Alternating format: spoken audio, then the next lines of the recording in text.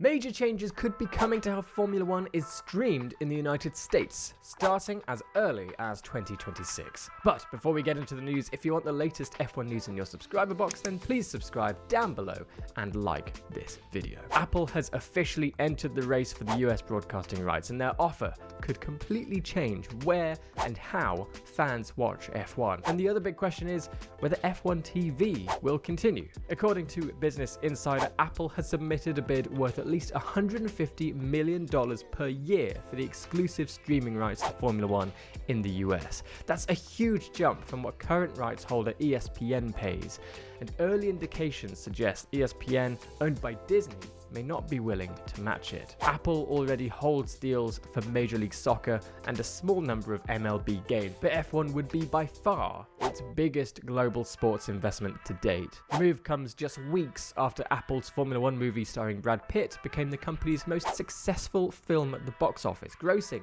$358 million globally. Now, ESPN took over F1 coverage in 2008 after NBC walked away from a $4 million deal.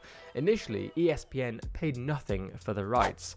But as F1's popularity surged, largely thanks to Netflix's drive to survive, those rights jumped in value.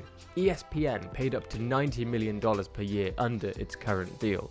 But now with Liberty Media aiming for $150 to $180 million annually, Apple's offer is much more in line with those expectations and clearly positions them as the frontrunner. Despite the sport's growth, US viewership has started to flatten. In 2022, ESPN averaged 1.2 million viewers per race. That dropped slightly to 1.1 in 2023 and is now returned to 1.2 million this year. One ongoing issue is obviously the time zone. Many races air early in the morning or even overnight in the US, and that limits casual viewership. There's also competition from F1 TV, the sport's own streaming platform.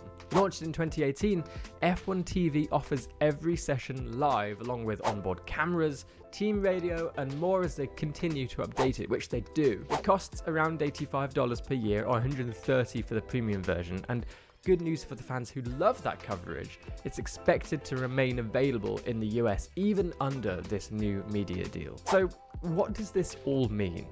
If Apple secures the rights, it could mean the end of F1 coverage on linear television in the US. Unlike MLS, where a few games are still simulcast on traditional TV, sources suggest that Formula One may go fully digital. No cable, no ESPN, just Apple TV Plus and likely F1 TV. Now, negotiations are still ongoing, and Formula One management hasn't officially commented yet on this.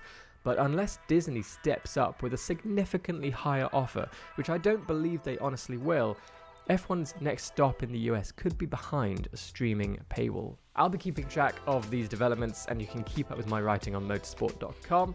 If Apple does land the deal, it marks a major shift in how fans just access F1 and another big moment in the sport's US evolution. Let me know what you think in the comments. Would you follow F1 to Apple TV? And while you're down there, make sure you subscribe to keep up with the latest F1 news.